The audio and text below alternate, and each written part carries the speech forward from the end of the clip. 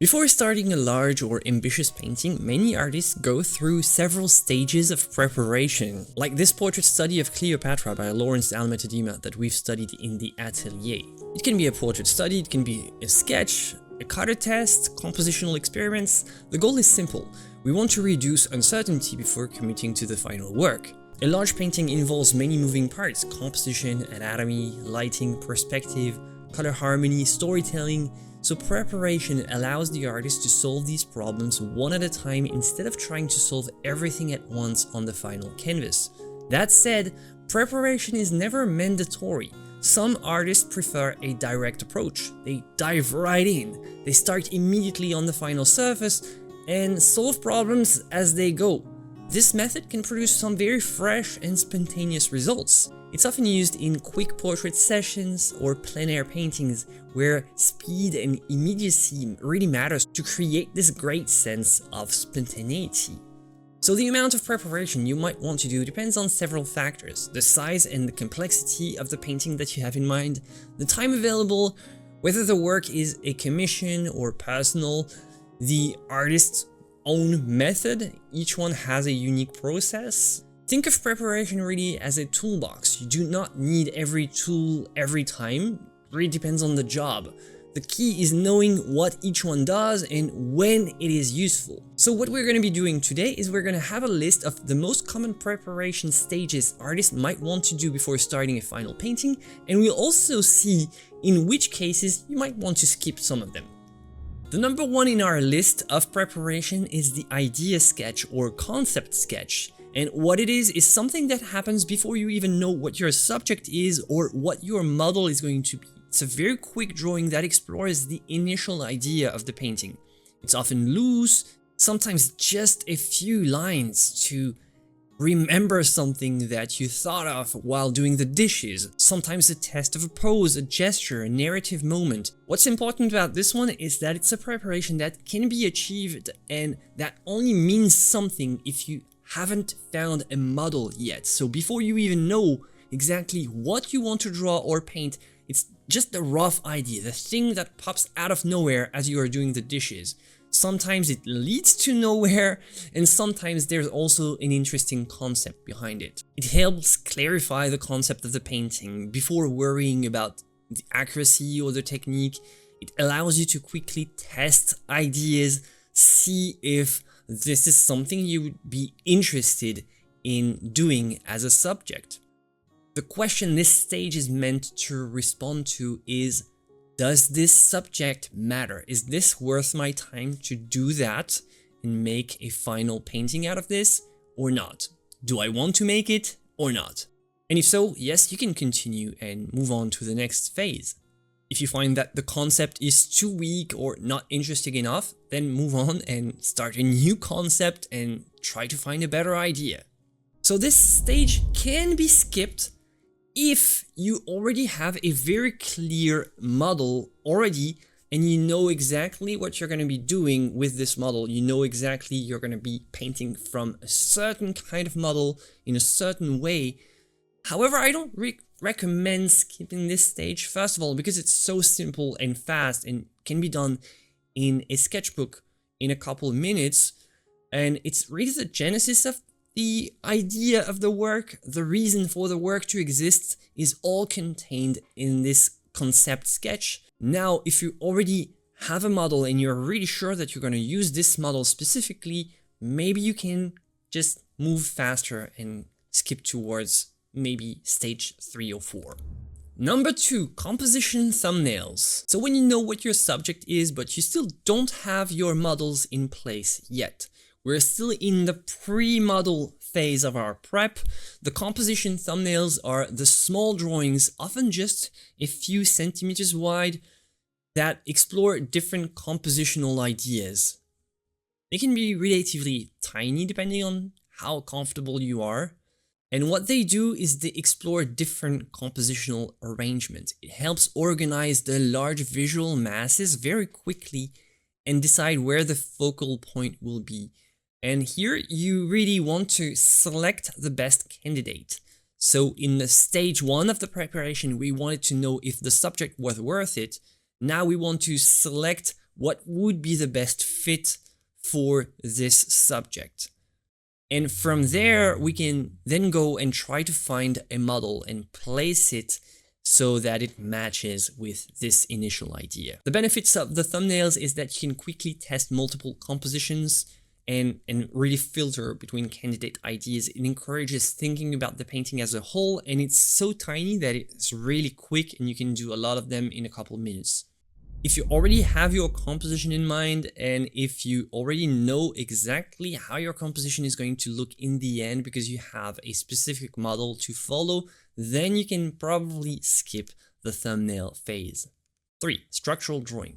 Number 3 is a structural sketch or a construction sketch. This part comes after you've decided 1, that the subject is worth it, and 2, you have found a model. You have finally found a model. Maybe you wanted a certain pose and you've asked your friend to pose for you. You took a photo, now you have the model, and you want to start making a drawing that will this time establish the proportions, the anatomy, the perspective, and the overall structure of the image in a much more accurate way.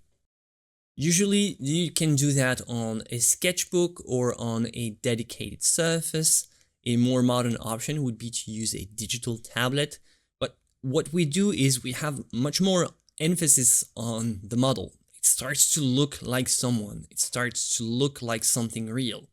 And what it does is that it ensures that the forms are believable, that we know how to place the model properly in our composition, and that everything feels believable and anchored in the composition in the right way. It reduces the risk of proportion errors in the final painting, clarifies the spatial structure of the scenes. See, for example, here I have my thirds, here I have all my compositional grid, and I know I can follow this grid, to create the most elegant composition possible. A great example of this early compositional sketch would be the Battle of Anghiari by Leonardo da Vinci. These sketches are not about anatomy or finish, they are about exploring gesture, drama, storytelling, and overall composition. Now, can you skip this phase? You can, of course. All the preparation stages can be skipped, and some experienced painters prefer to construct directly with paint and see how it goes on the canvas instead of doing that in a sketchbook. It's up to you. Number 4 is a value study. What is a value study? It's a simplified painting or drawing done by using only values, usually black, white, and gray. And what it does is it tests the light structure of the painting without the distraction of colors, so hue and chroma.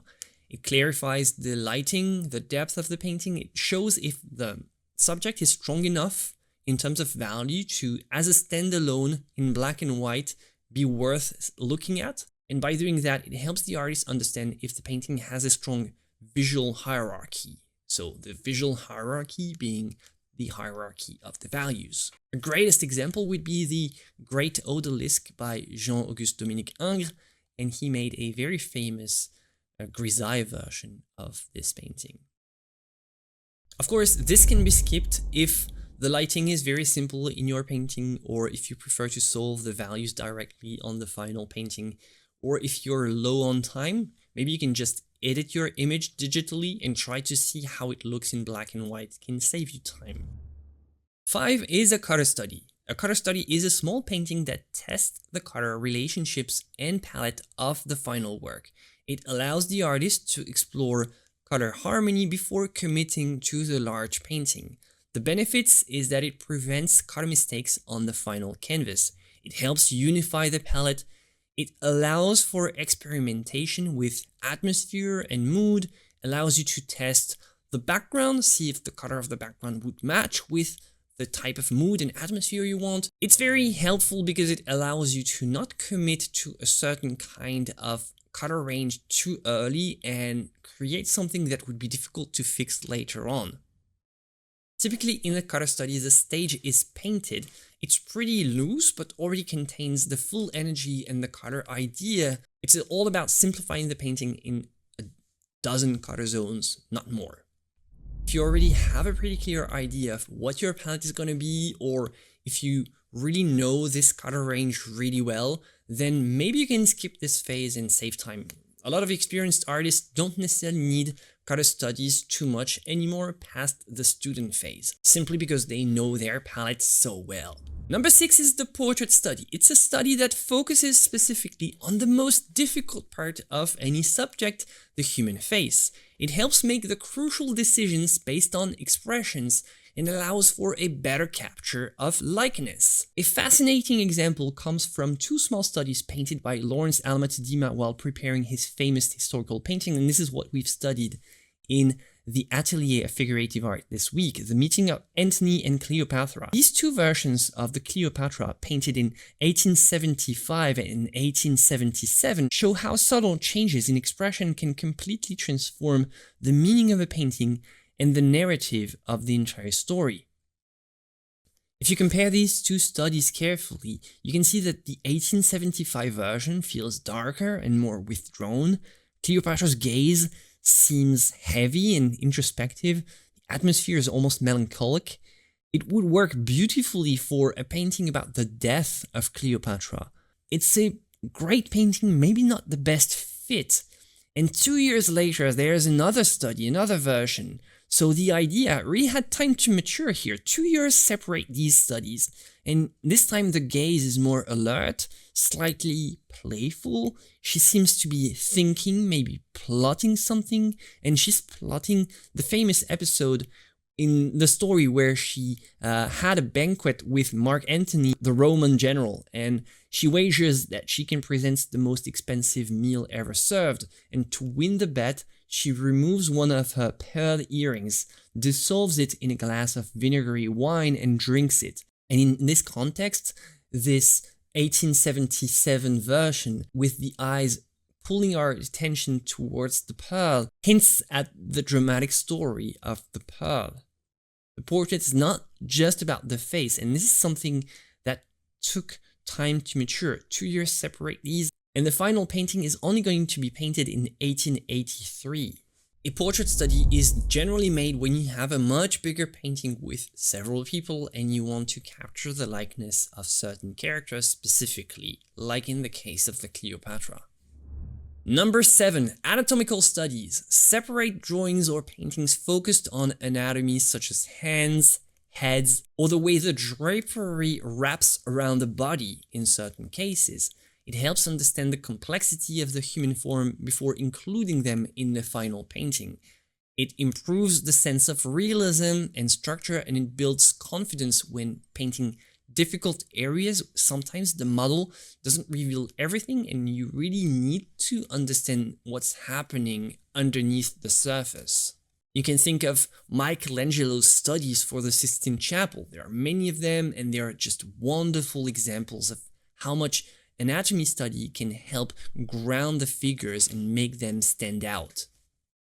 And this stage can be skipped if you're very comfortable with the anatomy, or if the anatomy doesn't matter that much because not too much of the body is visible. Number 8, material and texture study. It's a study focusing specifically on certain types of surfaces like fabric, metal, fur, gold, stuff like that. It allows the artist to test brushwork, see how the surface reacts, and it avoids technical surprises during the final painting for specifically complex things.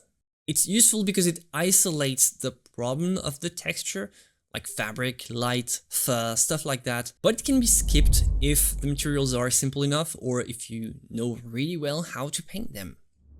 Number 9, small scale study. A small scale study is a small painted version of the final painting. It has all the appearance of the finished painting, only done at a reduced size. This is really the step of the artist that really cares about preparation. It's a small painted version of the full thing, but it takes a long time to do. So you really need to have the time, maybe for a very important commission where your patron wants to see a smaller version before they pay the full amount. I don't know. I think it's more kind of a commercial thing if you want to sell a massive painting to an institution and they want to see a smaller version just so that they have a good idea of how good you are. I would say that if your final painting is small enough, this even smaller work is not needed at all. Number 10, the cartoon. The cartoon is a drawing version of the final painting done at the same size as the final canvas. So if you have a big canvas, you're gonna have to take a big drawing surface, which was called cartoon back in the Renaissance. Usually you're gonna make your drawing at the scale of the final canvas for easier transfer down the line. Most of the time you're going to implement a grid that is going to help you transfer the drawing on the canvas. Or as the old masters used to do before tracing paper was invented, you're gonna drill tiny holes along the line of your drawing, which is a technique called spolvera. And what it does is it's going to allow you to transfer the drawing to the canvas and start with a clean and perfect outline on your big canvas. Nowadays we have some more modern options. You don't necessarily need to create this drawing at the scale. Let's say you have a very big canvas and you have a very small drawing in your sketchbook. You can always take a photo of your sketchbook and then project it on the canvas to let it appear at the right size. So it would save a lot of time in this case. However, a big cartoon really helps you visualize the final result in advance. But there's another benefit in doing a cartoon. Let's say for a mid-sized subject is like you really care about this kind of drawing. You want to make it a drawing that really stands out on its own, that looks good on its own, and you test those ideas on the drawing and you already solve a lot of the problems that you're gonna face later on with the paint. So maybe it can be a good idea to make a mid-size cartoon and then transfer it so that you have the outline on the canvas before you start. You remove all the risks of getting drawing errors, and you also get to solve some of the most tricky problems before you even start painting. But this is also a stage that can be skipped if the painting doesn't require a very precise outline. Preparation is not about following a rigid checklist, it's about solving problems before they become difficult. Some paintings require extensive preparation because they are really complex, carefully planned, or made entirely from imagination. Others benefit from spontaneity in direct execution because you simply have the model and just have to look at it and try to represent it on your canvas. There's always a balance between how much preparation you want for your work, and the best artists know both approaches. They prepare when preparation is needed, and they work directly when the situation calls for it, when you just have the model sitting right in front of your eyes and simply have to paint it. Preparation is never a rule, it's simply one of the tools in your repertoire, and use it whenever you feel comfortable. Thank you for watching this video. You can click here next, and I'll see you in the next one. As always, my friends, joy and inspiration to you. Bye.